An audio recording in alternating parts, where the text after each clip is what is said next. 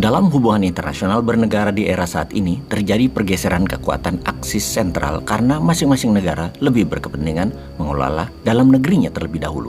Every country for their own. Semenjak COVID dan perang di Ukraina, setiap negara jadi fokus urusin negara sendiri-sendiri. Keputusan banyak negara, decoupling, memisahkan diri, meninggalkan hegemoni Barat menjadi semakin nyata. Kita semua tahu, hegemoni Barat di bawah Amerika memaksa dunia secara global bersatu di bawah dolar, ekonomi Barat, dan aturan Barat. New World Order itu adalah ikut aturannya Amerika dan sekutu Barat yang dibungkus dengan kebijakan lembaga multilateral seperti PBB, IMF, World Bank, perusahaan swasta multinasional atau VOC-nya modern milik Amerika dan Barat, dan lain sebagainya. Namun perlahan dunia bergeser. Perlahan dunia sadar bahwa ternyata yang untung hanya hegemoni Barat. Salah satunya mereka membangun aliansi kekuatan ekonomi. Ada 5 negara yang tumbuh cepat mereka bergabung dalam BRIC, yaitu negara Brazil, Rusia, India, China, South Africa, yaitu semua disingkat menjadi BRIC. Diperkuat dengan kunjungan Presiden Afrika Selatan Cyril Ramaphosa ke Saudi Arabia kemarin, yang mana dia, Ramaphosa, mendeklarasi satu hal yang sangat mengejutkan dunia.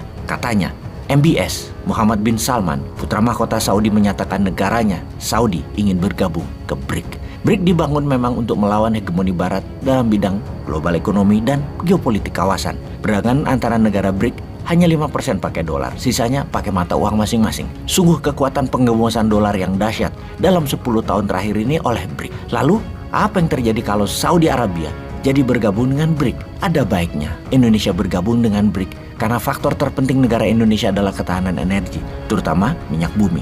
Indonesia bisa bayar pakai rial dan rupiah ke Saudi. Kembali ke Saudi. Saudi melawan Amerika dalam 1 bulan ini sudah 2 kali dan akan jadi 3 kali dengan tidak akan hadirnya Saudi dalam Investor Summit di Amerika akhir bulan ini, yang mana Investor Summit merupakan undangan resmi pemerintah Amerika. Saudi tidak datang, tidak kirim delegasi, tidak invest. Saudi agaknya sudah geram dengan Amerika.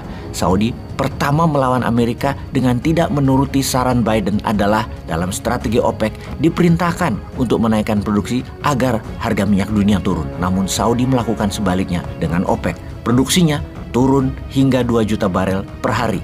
Amerika sesungguhnya ingin OPEC meningkatkan produksi adalah bentuk otoritariannya Amerika. Tapi OPEC Plus dengan berani menantang, malah turunkan produksi yang membuat harga minyak bumi naik. Kemudian MBS membuat Amerika harus bayar 0,20 dolar lebih mahal dari harga umum. Kuapok kon Amerika. Kemudian yang kedua, Saudi menyatakan berminat akan gabung dengan BRIC yang akan mengadakan summit di pertemuan tingkat tinggi negara-negara BRIC di Afrika Selatan tahun depan. Saudi melamar bergabung untuk menjadi anggota ke-6. Secara prinsipil, BRIC adalah alternatif kekuatan untuk membuat negara masing-masing menjadi berdaulat, tidak dikendalikan hegemoni Barat. Itu prinsip awal berdirinya BRIC yang menjadi minat banyak negara untuk ikut bergabung.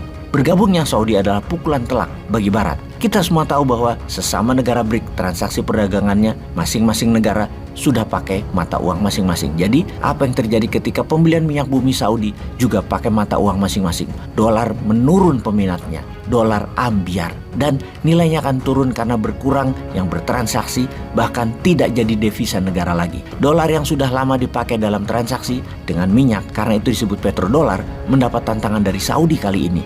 Karena strategi ingin menguatkan rial, jadi mata uang kuat dunia adalah membeli minyak pakai rial, bukan pakai dolar. Saudi dalam grand plan arah bernegaranya Saudi 2030 memang akan melakukan banyak perubahan. Pertama, menjadikan Saudi property country melayani tamu Allah sampai akhir zaman. Kemudian membangun kekuatan militer terkuat di kawasan.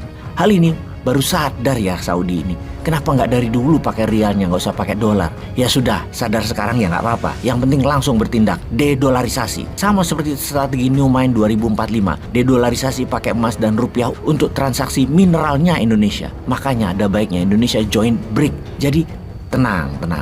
Kalau Opung dan teman-teman di atas sibuk jalan-jalan joget-joget di sosmed, agaknya nggak nyandak mereka begini-beginian itu.